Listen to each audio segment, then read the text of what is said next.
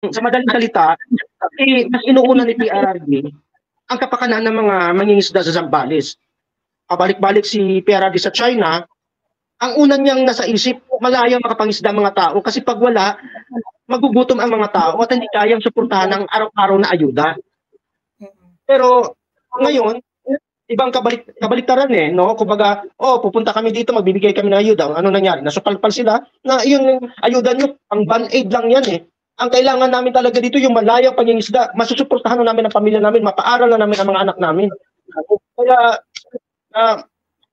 hulog ng langit yung pagpunta ng mga congressman doon para masupalpal sila doon. No? Harap-harapan yung sinakampal sila ng katotohanan. Actually, may mga ano doon, may mga fisher, pinanood ko ng buo uli yung public consultation nung mga congressman doon sa mga fishermen sa Zambales.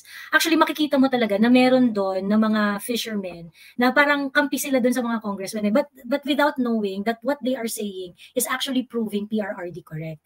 Kasi all of them were saying na dati pwede kaming mangisda. Dati sagana lahat sila uniform sila doon sa ganun Uniform sila doon sa consistent sila. Stronger nga lang yung kay Jeffrey Ella at saka yung kay Nolly de los Santos. Kasi yung kay Nolly de los Santos, siya yung umiyak na fisherman na nagsabi na hindi namin kailangan ng ayuda nyo. Kailangan namin kalayaang mangisda, yung hindi kami But all of them are saying na hindi, pagka nangingisda kami, okay kami. Yun yung kailangan namin. Kailangan namin ng free access doon sa dagat. Dapat hindi kami pinipigil. Yun lang yung hinihiling namin.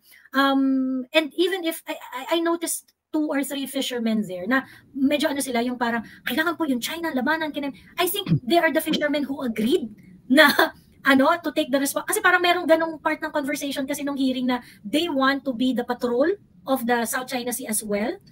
I do not know, is the government trying to put a fisherman militia? Parang kasi ganun yung dating dapat mas malalaki raw yung nila, parang mas lalo nilang mabantayan ang South China Sea. Parang wait, ano gagawin ba nating bantay dagat yung mga mangingisda natin doon? I remember nagkausap kami ni Ging kasi sobrang gigil na talaga yung mga OFW dahil yung mga OFW nag-iisip sila ng no remit. Alam mo yun, to do their protest. Gusto nilang magkaroon ng no remittance day. Yan yung mga usap-usapan. Dahil sa sama ng loob ng mga OFW sa mga pangyayari, ganyan. At hindi mo rin naman, I mean, alam niyo, meron nga kaming mga OFW na nakakausap. Iniwan niya yung anak niya, mag-isa sa Pilipinas, nagtatrabaho siya abroad, at yung anak niya papa-adult pa lang. Meron namang tumitingin, meron namang kasama. Pero syempre, nag-aalala siya kasi nga sa dami ng hindi magandang elemento, kung saan naiwan niya yung anak niya, nagtatrabaho siya sa ibang bansa, may mga balitang hindi magaganda, tumataas ang mga insidente ng kriminalidad at yung mga pagbabalik ng droga. So, yung pag-aalala talaga ng OFW natin sa kanilang mga pamilya, mabigat at talagang very frustrated sila. So yun, but anyway, I suggest na yun nga na parang maganda kong pag-isipan ng mabuti at tingnan ng lahat ng anggulo before natin gawin ang mga bagay na ito. Pero ang malinaw dito, bad trip na talaga yung mga OFW. Sobrang bad trip na talaga sila. By the way, gusto ko lang ipag-usapan rin ng very, very quick yung maisog rally sa New York. Napakalawak ng participation ng mga Pilipino doon. Kasi may mga sasamang taga KOJC, taga INC, mga teachers, talagang maraming participants. Ayan, iba't ibang Couples for Christ, El Shaddai, merong mga magpupuntahang iba't ibang religious groups doon sa Maisog Rally. Nasasama sa parada ng Maisog. Ayan. Ngayon, meron din tayong mga naririnig-rinig na meron daw eroplano na padadala meron daw papadalang mga grupo ng mga dancers doon sa parada. Contingent galing sa Pilipinas.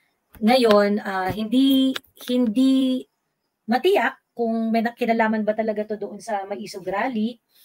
Kasi baka mamaya, alam mo yun, ang worry nila is ma-overpower ma-overpower yung mga magjo-join na maisog rally sa New York. So, inaanyayahan po natin lahat ng mga kababayan natin na nandun, magpakita po kayo ng inyong full force para no amount of gurguran will stop you to to show your sentiment and for the government to really take notice dito sa mga kaganapan.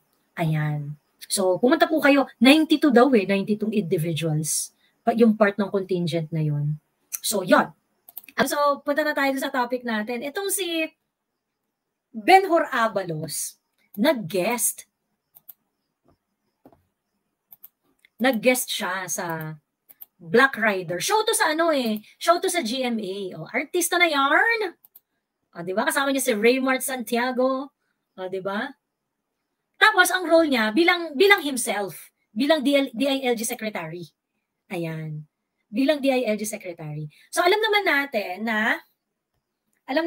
na si Benhur Abalos ay malaki ang chance, actually good as tatakbo kasi yan na senador sa 2025. And that has been the goal of Benhur Abalos. Ayan, tatakbo na siya. Ayun. Sabi ni Maria Ibarola, "Hey Joey, please announce naman, there's a special flight from the Philippines, PAL. 60 to 50 people daw from Florida rin, posing as dancers, then magsisig." Okay, so magagaling pala ng Florida. Actually, meron din, naka-receive rin ako ng ganitong balita Ang sabi, 92 individuals daw. Ayan. So mukhang nag-aano rin sila, naghahakot rin sila. So I really hope na yun nga, yung mga nasa Amerika, yung malapit sa New York, yung makakapunta doon para mag-join sa Maisog, pumunta po kayo para malaki po yung contingent ng Maisog participants natin doon. So ayan. So mukhang i-overwhelm nila yung Maisog contingent. So ayan. Okay? Sabi ni Mrs. Mommy, "I'm so glad na makikialam na certain religious group. It's about time. Abuso na masyado." Actually, alam mo, ang chismis, yung sa Maisog Rally sa Bulacan, magjo-join yung INC daw doon. Magjo-join daw dapat yung INC doon. Biruin mo, KOJC pagkatapos INC magjo-join. Putang laki ng takot nila doon. Mga black voter yung mga yan Diba? Mga black voter yung mga yan So, yun. Kaya raw siya ginurgur ng bonggang-bongga. Yun ang chismis sa kaparangan. Ayan. So, yun. So, makita talaga na, this is when their political power becomes relevant. Kinakatakutan talaga sila kasi syempre mga black voter yung mga yan Ayun. Sabi ni Bonitz, we will be joining online the Maisog New York from Texas. Tawag dito, nag-request ako kay Miss Amo na mag-live siya during the event and then i-broadcast ko dito sa atin para tayo naman dito sa Pilipinas ay makasupport sa kanila ng live. Ayun. Teka, sabi ni Lila Yara Ramos, "Joey, may preventive maintenance ang mga planta ng kuryente. Sa IWAT sa gusto natin, may shutdown talaga mangyayari sa panahon ng isang planta ng kuryente. Sisihin natin si Rafi Tulfo, siya ang chair." Ma'am Lila Yara Ramos, kasi yung mga planta po, may mga scheduled maintenance yung mga yan. Okay? May mga scheduled maintenance yung mga yan. Ngayon po, dapat po yun, kasama po yun sa forecast. In fact, kasama po yun doon sa pagtingin mo, let's say, for the next year, nakaschedule na po kasi dapat yan, yung kanilang mga preventive maintenance. Ayun. So ngayon, magkakaroon tayo ng problema pagka kunwari, meron silang maintenance na hindi scheduled. Kasi magkakaroon yun ng impact sa supply. Ngayon, ang tanong, what are there an emergency maintenance really? Kasi dyan po nagkakaroon ng mga manipulation Yun po yung problem. So ngayon, okay, yun po yung first na problem. Maaari na pwedeng minomonopolya nila yung kanilang maintenance na, hindi, kunwari meron kaming unexpected na maintenance na gagawin and so it will have an impact to the supply for that specific period. What will happen? Then you will have to commission another plant and usually ang pinubuksan po ng mga planta pagdating sa ganyan ay mga diesel power plant. At ang diesel power plant po ay mahal. So ngayon, pag ganun po ang nangyari, yun po yung factor in po ng presyo ng kuryente for that period. At pag yun po ay finactor doon sa ganung period, it will reflect po doon sa ating singilins moving forward. So, ayun yung problem. Meron po tayong problema sa forecasting. Ngayon, either lahat po ba, sorry Kuyang Ibi sagutin ko lang si Lila. Yeah, lahat no problem. ba ng planta natin, ng capacity ng planta natin, kaya ba niyang masagot yung ating forecasted demand for specific year? Diba? That's the first thing. Lahat ng planta natin na nag-e-exist sa buong grid, kaya ba niyang sagutin ang demand for specific period? If the answer is yes, di medyo safe tayo dyan. Okay? Ngayon, di ba merong yellow alert, red alert, kineme, ganyan. So basically, kasi na-forecast na nila yung demand nangyayari kapag mataas masyado yung demand at mas mababa yung supply, doon tayo nagkakaroon ng yellow alert, red alert. Okay? And ang nagkaka-impact dyan is changes in demand or kakulangan sa supply. Yung kakulangan sa supply, kasi alam mo na yan kung ano yung capacity ng lahat ng planta di ba? Alam mo na yung mga capacity ng mga planta. So ngayon, ang pinupunto ko lang po is that, pero ginagamit na diesel step-up power ng 20 mega. Hindi po lahat yata. Marami pa rin diesel power plant, Ma'am Lila. Marami pa rin mga diesel. Marami pa rin mga diesel. Or, anyway, kasi mabilis yan i-operate Anyway, ano ang tawag dito? Kapag ka po, kunwari, okay, yung first natin na problem, tanungin natin, ito lang naman po yung aking thought process, no? Posible kasing merong manipulation. Okay. Yun yung problema. Ngayon, yun yung dapat tingnan ng gobyerno. Meron bang manipulation na nangyayari insofar as doon sa supply side? 'Di ba? Yung sa supply side, ano yung mga nangyayari doon? Ngayon, kung kunwari, walang problema, hindi talagang naka-preventive maintenance, talagang may problema sa supply kasi yung number ng capacity ng planta natin, hindi talaga enough to meet the demand.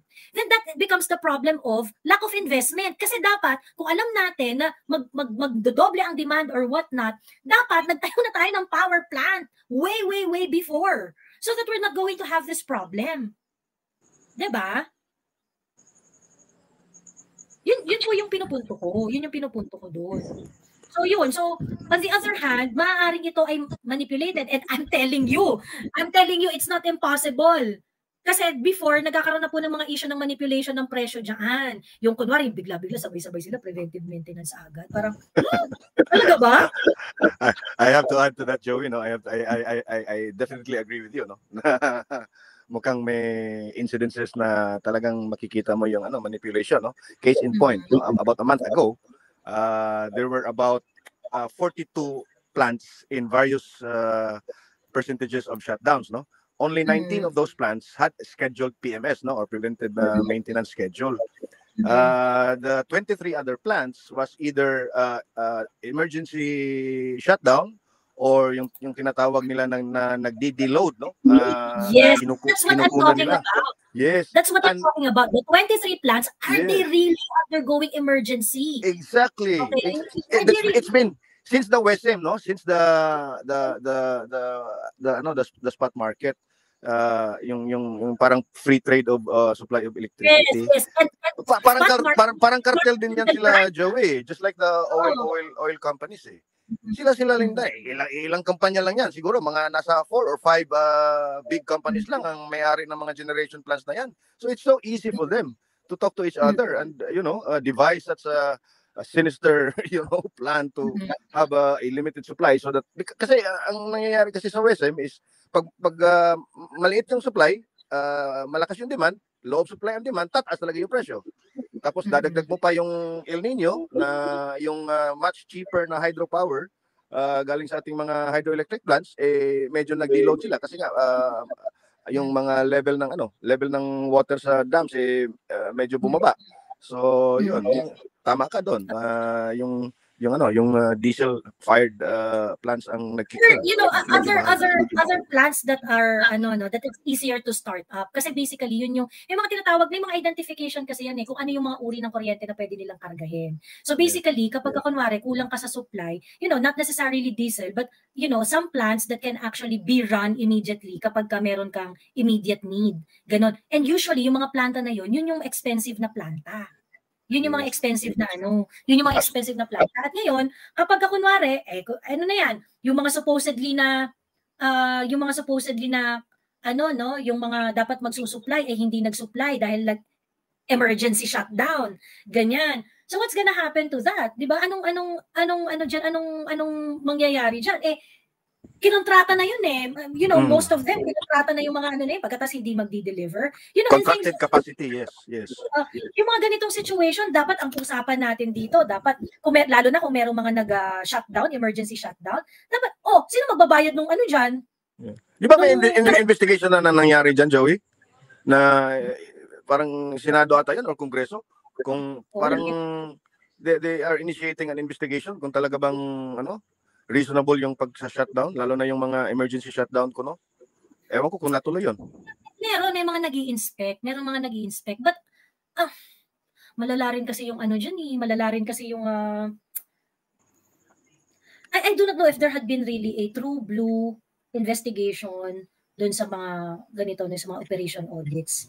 Like, who's going to say whether or not, hindi ka naman talaga dapat nag-emergency shutdown I'm not so sure kung kung DOE if DOE is capable of identifying whether hindi ka dapat nag-emergency shutdown, walang basis yung emergency shutdown mo or what, ganyan. But or may penalty ba? Kasi dapat may kaakibat na penalty yan kasi you are committing this much power capacity tapos bigla-bigla mong tinanggal, dapat mape-penalize ka, di ba? There is. Ang problem, I think, hindi ko alam kung nagbago na ng table ng penalty yung ERC. Magkano lang yung penalty kasi sa mga ganyan? 100,000, 200,000. Slap on the wrist. Yung sa mga ganito, yung mga ganyang klaseng monopolya. You're talking about, let's say, the Luzon, ano ba yung mga connected na grid, Luzon, Visayas? Yung, how many, we're talking about how many consumers here. Diba, na maapektuhan nito, ganyan. So, yung maliit na ganyan, that will translate to, to millions, billions of pesos. Of course. Yung mga ganyan. So, tapos magpa-fine ka ng 500,000, 2 million, di ba? There you go. So, yun yung problem. So, yun yung sabi ko nga, that's the first issue. Meron bang monopolyang nagaganap? Okay, sabihin na natin walang monopolyang nagaganap. Sabihin na natin na everyone is honest dito sa supply ng kuryente, doon sa supply at saka sa demand scenario natin ng kuryente. Sabihin na natin na walang nagmamonopolya, walang nagmamanipulate. Okay, then why are you lacking supply? So, ibig sabihin, may problema sa investment. Kasi dapat, may problema sa investment at hindi ka maka-catch up doon sa forecast mo. Kasi may problema ka doon sa forecast mo kasi dapat alam mo na certain period magiging ganito. You have to make room. You are telling everyone that investments are coming in. Okay, investors are going to do their business here. They cannot do their business here if walang kuryente. Okay? Kung lagi tayong red alert dito, ano yung space mo para sa bagong manufacturing company? Ano yung space mo para doon sa mga bagong di ba? So, ibig sabihin, dahil hindi makarely yung mga manufacturers na bago sa paggawa ng business dito, if I am going to do business in the Philippines, I'm going to add cost doon sa mga, perhaps gagawa ko ng sariling power plant para ma-reach yung supply. Alam mo yun? And that's going to add to the cost of business. Diba? Exactly. Anyway, ang point dito is this. Sabihin mo na yung first level ng problema natin, which lies on the manipulation of prices, is, let's say, non-existent. The second layer of problem here is lack of investment and bad foresight pagdating sa energy demand. Okay? In short, ang daming problema nitong energy sector. It has become parang sapin-sapin na problema. And ang yabang-yabang nitong presidente natin na nagpupunta all over the world saying that naghahanap siya ng mga energy investment. Asa na yun? 2 years ka ng travel at yan ang press release mo ng press release. O asa na ngayon? Tayo red alert. Diba? So, ayun po. Ayun. If I may add, Joey, so panahon ni Presidente Duterte, I think it was in the first or second year, it was immediately on his table, yung lack of supply, kasi na-forecast na noon yung demand, Unfortunately, COVID came in, so na-realign yung ibang funds, to address COVID, Secondly, yung mga environmentalists na talagang ayaw talaga sa cheaper na coal-powered plants, had their own way, Sila yung kaya nga nag-withdraw si Digong sa COP, yung commitment natin for emissions. Kasi kung nandun pa rin tayo doon sa Paris Agreement na yun, we are beholden to the na talagang we have to put up plants na mababa yung emissions. So kasi yung argument ni PRRD noon is yung mga developed nations are the largest emitters of greenhouse gases. Bakit tayo isasama sa kanila to limit the emissions na we are still a developing nation that needs so much power. So kaya yun. And then eventually ewan ko kung ano nangyari nun. Actually, Kuya, isa yan sa mga unang ganap ni PRRD na napabilib talaga niya ako. Kasi that's early part of his administration eh. At that time, sabi gano'n ni PRRD, ba't nyo kami pinipilit na mag-commit na magtayo ng renewable? It's not really a very popular decision, It's not a popular decision. Kasi di ba parang, hindi, kumbaya tayo, renewable energy, ganyan. But renewable energy at that time is actually quite expensive. Mahal siya. Mahal ang renewable na set up, ganyan. Pagkatapos, hindi rin naman ganun kalaki yung capacity na kaya niyang ibigay. So, kumbaga, ang talagang pinaka-reliable at that point is, mga coal power plant kasi malalaking capacity and at the same time, reliable siya mag-supply ng kuryente. Ano sinasabi ni PRRD noon? Ba't nyo kami i-commit na dapat ang itatayo namin renewable? Yes, darating kami dyan. Pero hindi kami inyo dapat na parang tinatanggalan ng option. Let us develop first. Diba? Malaki kasi po yung difference ng kilowatt per hour ng isang coal power plant at saka ng renewable energy. Talaga. Mahal talaga yung renewable eh. Yes. So, kumbaga, it was not a popular decision, but doon talaga ako namangha kay PRRD because nanindigan siya na parang, ba't nyo kami gigiriin dun sa, ninyo, sa pakumbaya ninyo, kayo naman yung maraming kasalanan sa mundo, hindi naman kami. Exactly. Kayo yung maraming kasalanan sa mundo, hindi naman kami. O di ngayon, hayaan nyo kami magtayo ng coal. Diba? Kasi pa lang kami. 100 years of industrialization of the Western countries. It's what's brought us here. Pero, tapos tayong mga developing economies ililimit. Diba? Bilib talaga ako doon kay PRRD doon, the same as you, Joey, no? It was not a very popular decision, and in fact, yes, it wasn't. Yes. Kasi parang on paper, parang ba't ayaw na PRRD ng renewable? Diba? Alam mo naman yung wokeness. Kumbaga, it was really like a feast for woke ideology. Exactly. Diba? But PRRD said, fuck you all. Marami na itong kasalanan dito sa amin. Pagdating sa environment, nung kayo, huwag nyo kaming ginigipit. Diba? Ayun. Ayan, sige. May gusto ko pa idagdag ko yung ibig? Wala na, except for the fact na parang may decision na ata na yung about 15.7 billion na generating cost ay talagang parang ipapa-shoulder na sa mga consumers.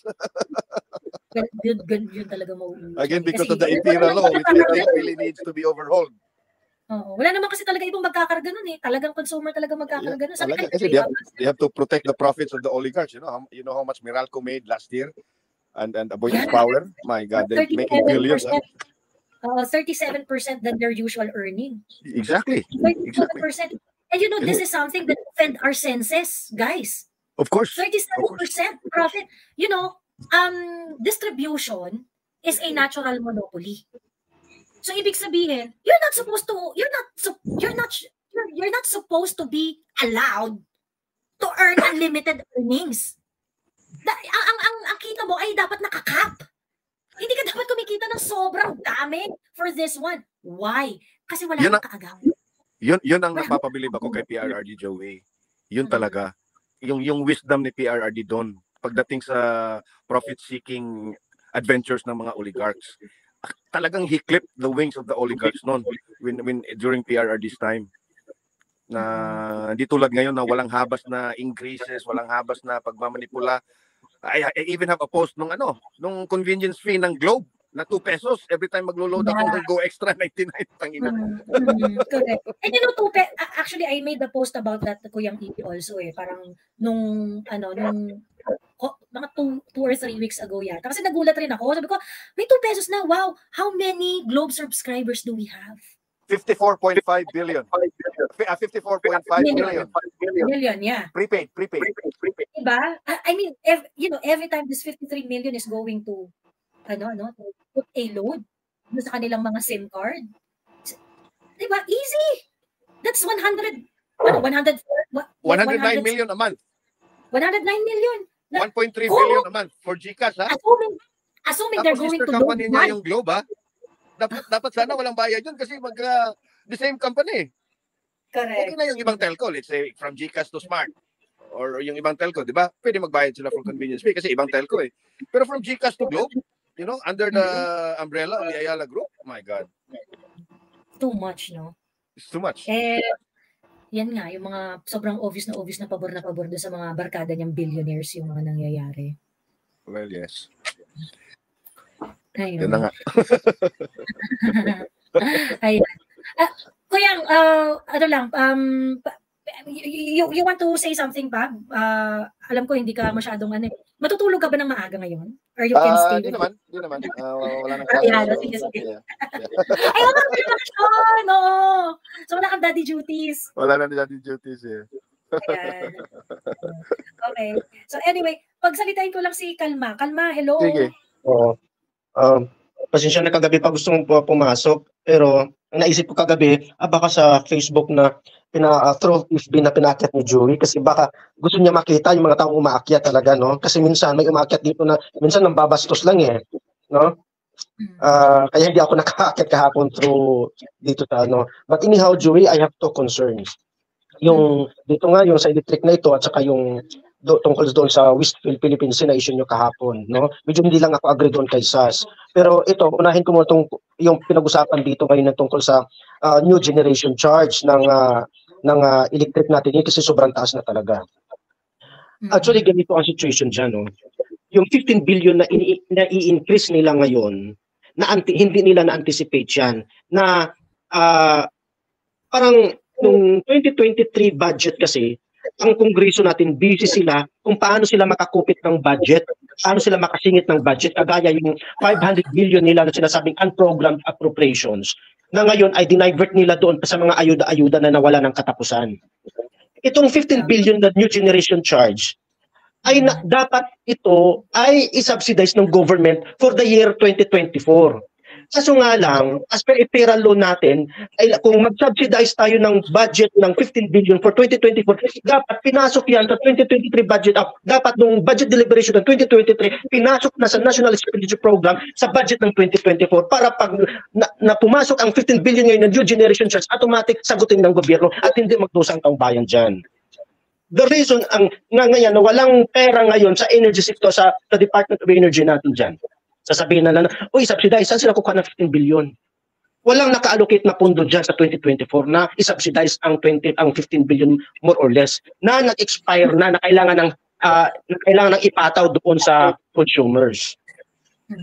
Is there a budget allocation before for energy? Ito ang kagandahan naman. Mula na Presidente si Duterte noong 2016, ang concern niya talaga yung hindi mahirapan ng mga consumers. Alam mo, kaya inaaway nga niya ang Meralco eh. Kasi sobra-sobra magpataw. At Manila, inaaway niya.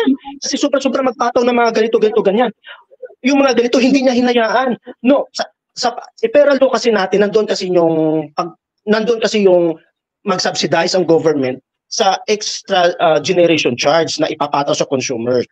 Ang ginawa kasi alerto ang Kongreso na pag mayroon silang makikitang bagong generation charge na papasok na next year na sa tingin nila ipapataw na sa consumers, magpasok na sila ng pondo. Kasi Teka lang, kalma ha. Let's stop you sa part na yan ha.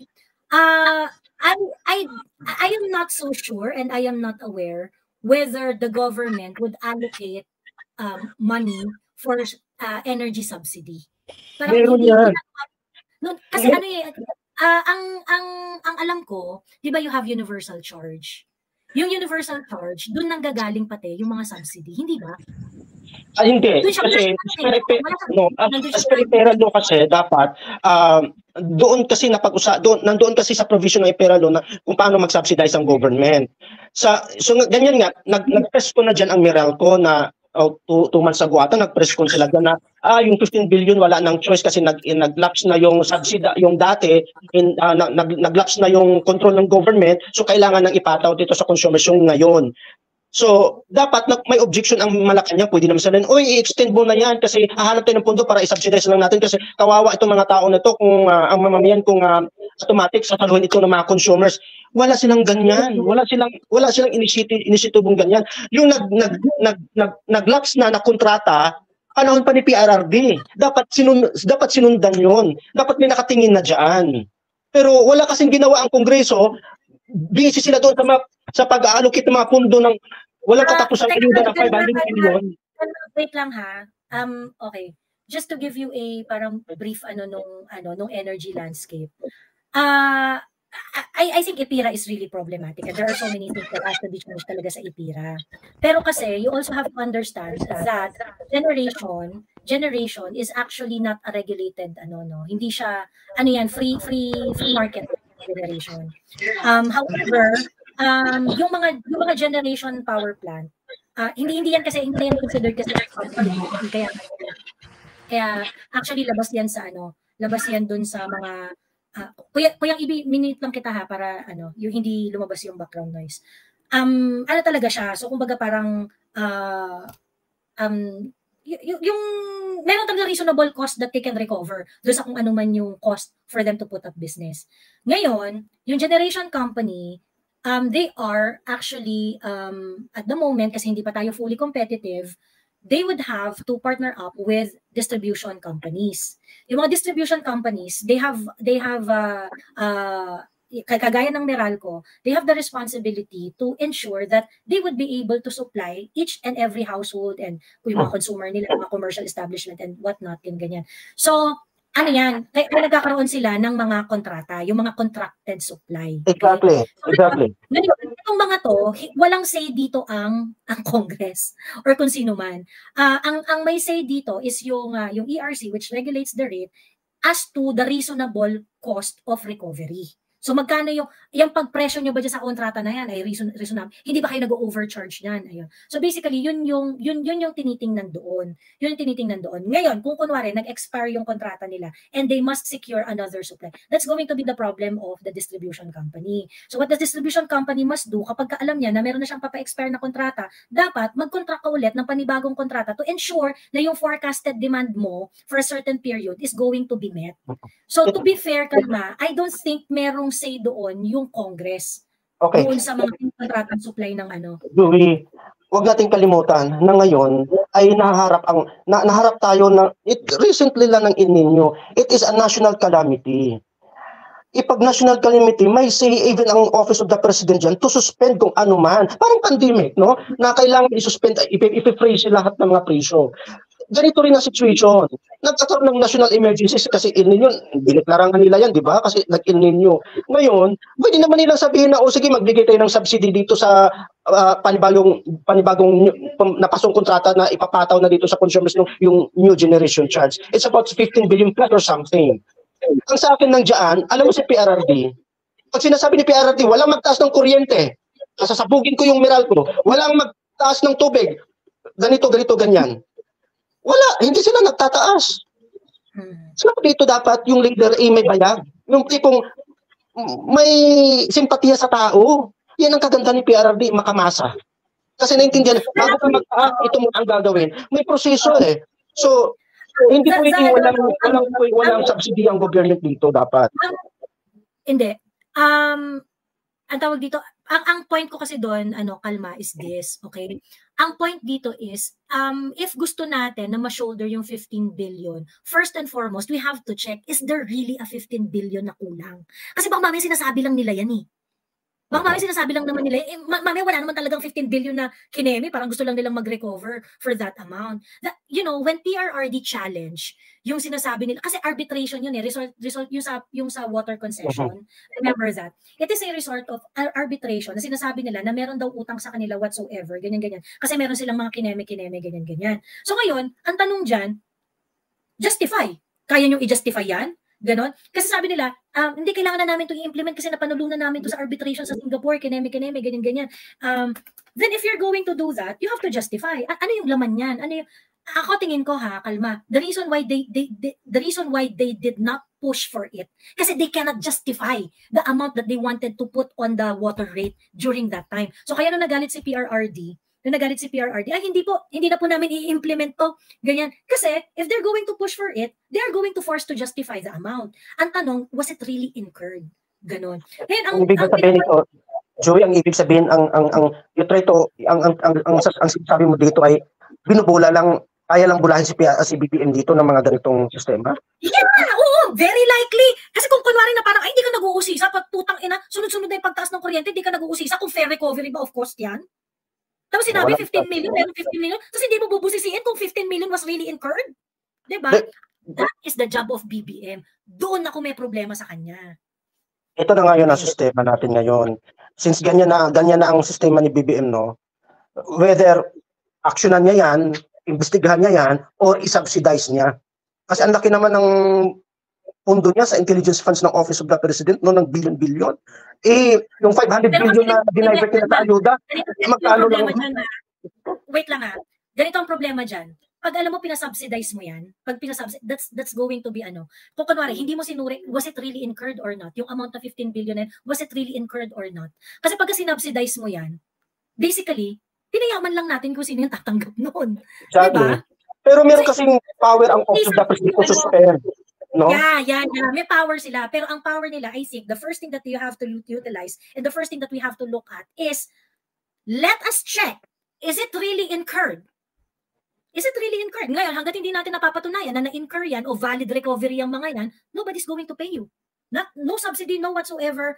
You prove that it is something that must be recovered from your end, and if it is not substantiated, hindi mo yan marirecover. Ganun! Yun yung hinahanap ko kay BBM dito. Actually, mahirap kasi yung nasa totoo lang. Yung uri ng, like I said, agree naman ako na marami talagang problema yung EPIRA at maraming problema yung energy landscape natin.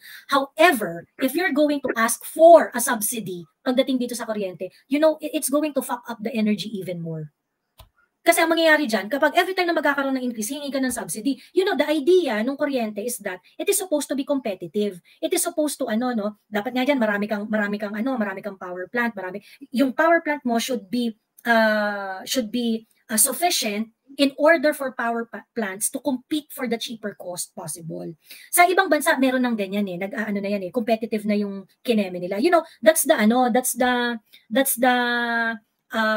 idea of WESM supposedly. We envision for our energy industry to be competitive in the future. What does that mean? Ibig sabihin, yung presyo ng kuryente would be market driven na. 'Di ba? Pababaan sila ng presyo. It goes hand in hand doon sa pag-build ng foundation ng ating mga transmission, distribution, and other technical side of energy consumption, ganyan. Pero hindi naman ako close dun sa idea na parang for me, kung subsidize lang rin naman ang magiging take over nyo na lang kung ano yung pwede nyo i-take over na monopolized business dyan, kung yung distribution take over na ng government yung transmission, i-take over nyo na kasi those are natural monopolies it can't have a kalaban sa distribution. Wait lang, Tita Itz. There can only be one distribution company sa specific area. There can only one transmission company for the entire grid, 'di ba? Ngayon, yung magko-compete is supposedly yung magsusupply ng kuryente. Kung sufficient ang investment, kung sufficient ang number ng power plant, then it would be possible na, alam ko sa Texas pa ginagawa na yan yung gano'n na yung nila, the consumer would have the power to choose na, ako gusto ko yung source ng energy ko renewable, gano'n. So, ang mga power plants nila, kumbaga, ang nagsiset na nung presyo is really kung ano yung preference ng mga tao, gano'n. Anyway, ang idea lang here is that, ang stand ko dyan, Kalmano, I don't think subsidy is the way to go because I think that's going to fuck up our energy sector even more. Kasi that's going to be alam mo yun, parang magiging way para mag-funnel out ng pondo from public funds. Supposedly, kasi yan na yung naging problema natin, kaya tayo nabaon sa utang nun dahil kakasubsidize sa energy kineme. Ganyan. So parang for me, hindi po pwedeng half-hearted. Kung makikialam ang gobyerno, take over nyo na. Hindi na subsidize, take over nyo na. Take over nyo na. Joey, para sa akin yung 15 billion hindi na kailangan pangutang yan Kasi dapat maintindihan to ng tao na mayroong 500 billion na unprogrammed appropriation na nakatago sa 24 budget at kini-question nga sa Supreme Court yan. At yan ay hindi haka-haka, totoo yan. As per General Appropriations Act 2024. Kung 15 billion, sabihin man lang natin 20 billion na yan, 20 billion yan, yung new generation charge. Sa akin, ang realidad natin yan, dapat pag-uusapan natin kung paano i-address ang paghihirap ng mga consumers na saluin yung new generation charge na to. Kasi ngayon lang, bukas magbabayad ka ng kuryente. At dito yung nakapataw na new generation charge. Bakit ito hinayaan ng gobyerno? Kung ganyan man lang kung 20 billion man lang ito, mayroon man silang unprogrammed appropriations budget yan na nakasilid sa GAA 2024, gamitin nila yan. Ang sa akin lang, bakit naging manhid sila na until now, tingnan mo, ang iba dyan, hindi na nakabayad ng kuryente, naputulan na, nagtitiis na lang. Yung realidad na usapan ito, yung sa mahihirap na, hindi na nila kaya magbayad eh.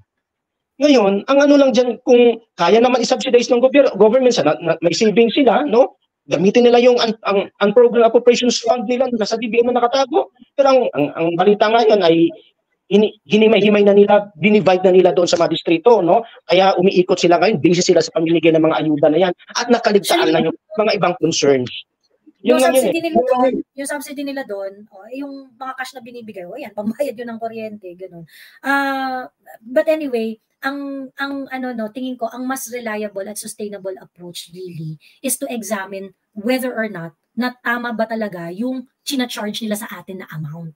Andun talaga yung question. Talaga bang dumating tayo sa punto na merong 15 billion na charge na kailangan bayaran at kailangan ikarga sa mga consumers? Talagang legit ba talaga yung charge na? I think nandun talaga tayo. Kasi if we're going to subsidize it, or if there's going, kunwari nag-decide si BBM, no? Sabihin ni BBM, yung social amelioration na meron man tayo 500, ilagay na lang natin 15 billion dyan. You know, I'm definitely going to oppose it.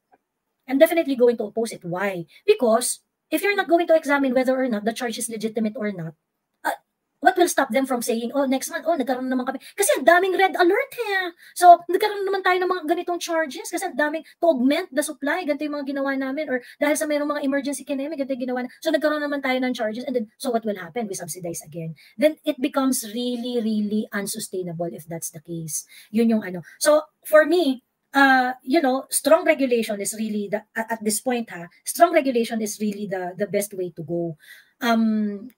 Kagaya nung ginawa ni PRRD noon, you really challenge them. Is it really something that if you're not going to recover, magsasara kayo?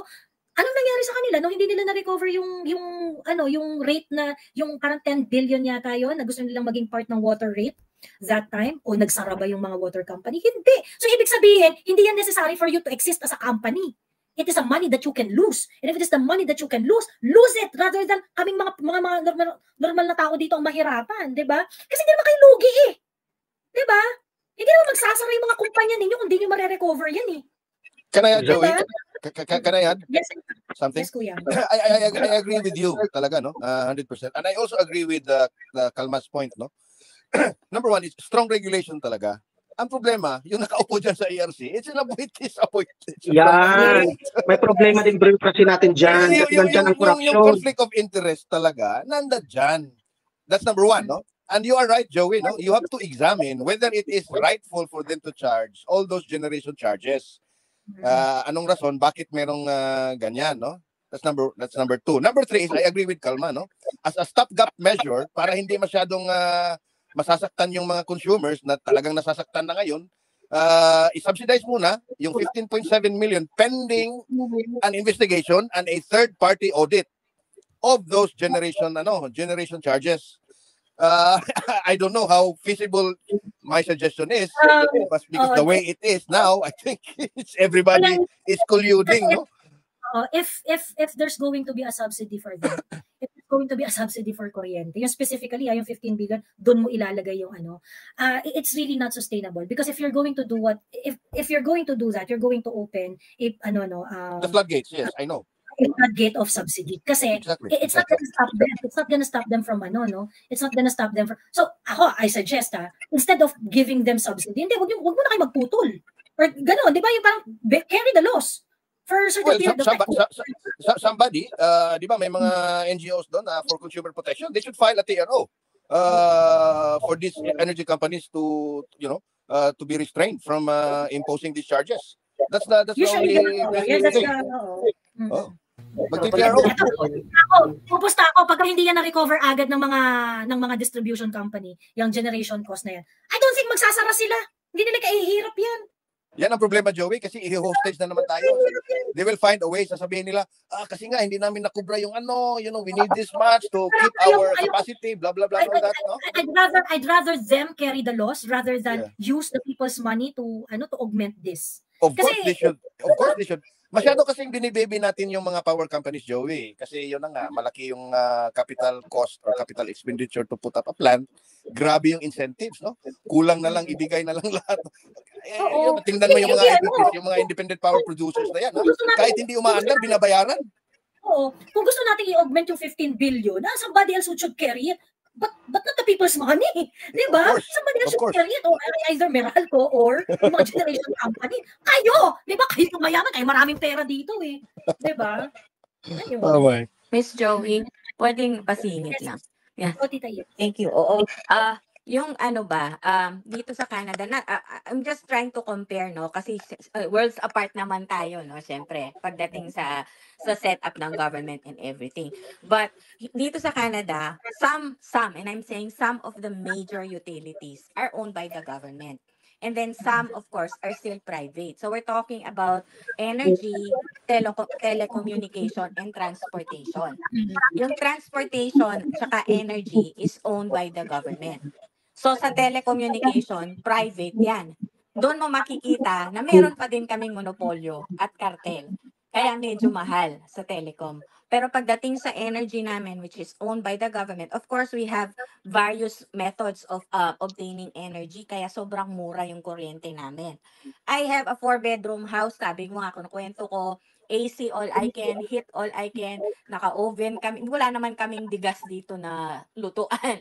Tapos, and we're only paying, siguro in a given month, 3,000, 2,000 plus per month. In pesos na yan.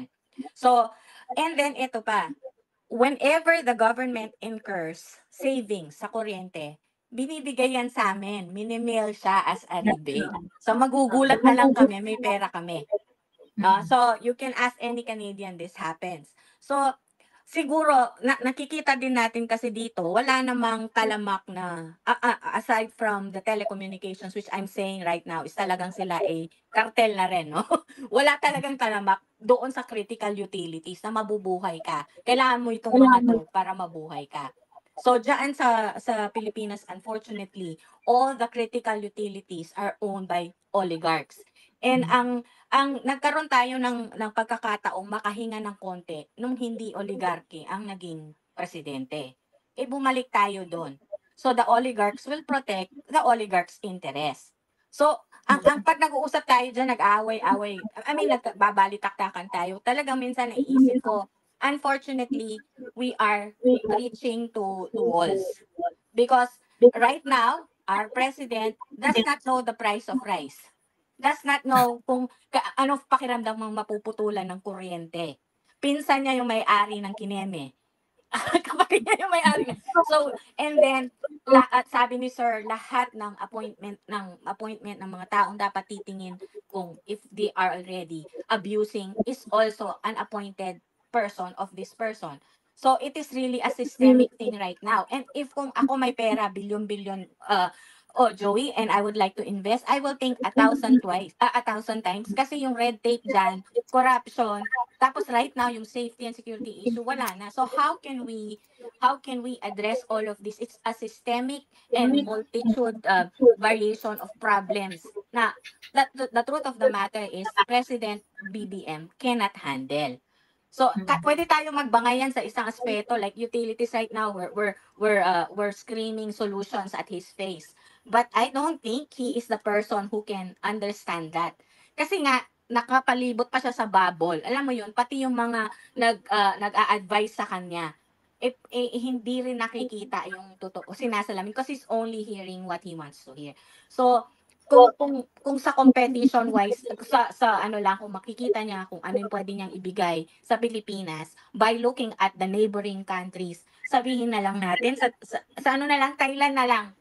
Alam mo ba, Joey, nasa dagat ka. Halimbawa, alam mo yung nagbo-boating ka, yung nag-ano lang kayo on a tour. Alam ba, lakas pa rin ng internet doon. Kahit nasa liblib ka na pulo.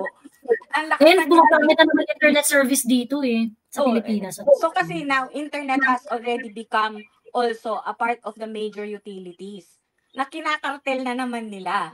So, everything that they can monopolize, they are monopolizing. So, unfortunately, I am not the one who asked, sige, ano nyo na sa gobyerno yan, let the government take over.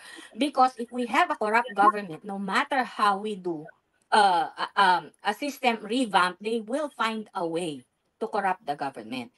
So, to corrupt it, di ba? Kasi, look at it, review, every single people that's in the government right now have been there for a while. Trapo na talaga lahat. So, yun lang siguro maano kahit magsigawan tayo dito, just providing for all the solutions. But if it's the conscience that remains darkened like this, wala talaga tayong magagawa for now. Well, at least select new people sa office siguro in the next elections. I think that's the only solution we can get, or get the Dutertes back. Well, sabi ko nga, yung mga ganitong Tita Its, yung mga ganitong klaseng pag-uusap, if they cannot hear it, it's important kasi if they cannot hear it now, then we just need to raise our voices until they hear it. It's better to try kasi whether the result is immediate or not, it's really important to discuss. Like I said, yung nangyari kay Pinoy nung panahon niya, lahat bad trip people are talking about how he messed up doon sa Quirino hostage crisis. Lahat sobrang buwisit doon sa doon sa sinasabi na yung sa 44, yung how he handled Yolanda and things like that. Pinag-usapan natin yun, diniscuss yun. Ang daming mga nag-away-away diyan doon sa mga ganyang mga kapalpakan ni Pinoy. And what happened? The next thing that we know, we were able to elect a Duterte as president. So kumbaga hindi rin naman siya yung parang we cannot really kahit mag-away-away. No, it's doing something. It's changing something. No matter how slow it is, but it's going to change the mindset of the people for them to understand what's really wrong and for us to be on the same page, for us to have a collective mindset pagdating dun sa moment na kailangan nating mag-decide. We would not be able to do it on the day that we're going to make a decision. Dapat ngayon pa lang, pinag-uusapan na natin to para at the time that we are to make a decision, collective na yung isip natin. Mas iisa yung mga gusto natin at ayaw natin. Mas intelligent yung magiging decision na mangyayari pagdating ng time of reckoning. Yes, diba? And we have to be reminded that 6 years is a very short time for a good president and a very long time for a bad one. So yan siguro dapat natin ang tandaan. Sabi ni Lila Yara Ramos, pag people power nyo si BBM, hanggat maaari palitan yung batas sa mga negosyante. Masyadong leaning sa mga mayayaman yung mga batas pang negosyante. Totoo rin naman to kasi talaga. Ay, nako. Ganon. Kasi may mga talagang batas na nilabi talaga ng mga oligarchs to favor them. Kagaya ng Anti-Pilferage Act. Yan. Ganon. Totoo naman yan. Ayun lang. Okay, Just Jean, hello. Hi, Ms. Joey. Good evening sa lahat. Good morning. Hello. Yes.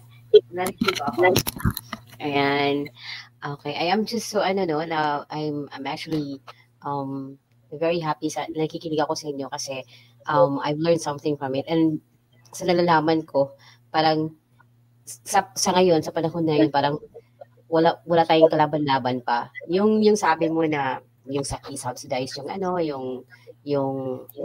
yung mga charges muna, government muna yung okay naman yun. Kaya lang, knowing the kind of government that we have, parang ang hirap ata magtiwala ngayon. So, actually, hindi pa si Z yung nagsasuggest. Actually, I do not agree with it kasi for me, number one, it will open a floodgate of corruption. It's not sustainable. It's not sustainable. And it's going to be an additional burden.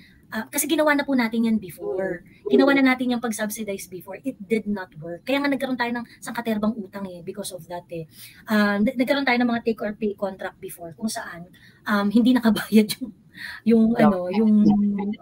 So ngayon, hindi nakabayad yung distribution company. So ang nangyari, gobyerno, tayo ang nagbayad ng mga kontrata, ng mga kuryenteng na produce na hindi naman nagamit. Diba? So ngayon, it's in the form of subsidy. Ganon din yun. Kasi otherwise, kung hindi yung sasagutin ng gobyerno, ang sasagot ng consumer. It did not work. So, ako opposing that kind of policy is because meron na tayong president niyan na ganun yung ginawa at hindi siya nag-work. So, I don't think it is something, for me, kung gusto natin ng Daniel, akyat ka nga! Akyat ka, Daniel. For me, kung gusto natin ng massive, ng action or dito, I'd prefer na, na lang yan, state-owned na lang lahat nung sabi ni Miss E kanina na just like sa Canada yung mga importante na mga utilities na state-owned siya. Kaya lang we really have to tanggalin muna natin tong klaseng gobyerno na to kasi with that mahirap asahan sa ngayon. And sana is yung sa mga yun, for example sa Meralco kasi ito naman gamit na gamit sa atin, yung mga charges nila na ini-impose sa atin, sana they will also going to parang i-explain sa public ba kasi sa totoo lang ang nadidihado talaga nito yung mga mahihirap. Hindi naman yung mga mayaman because they can pay.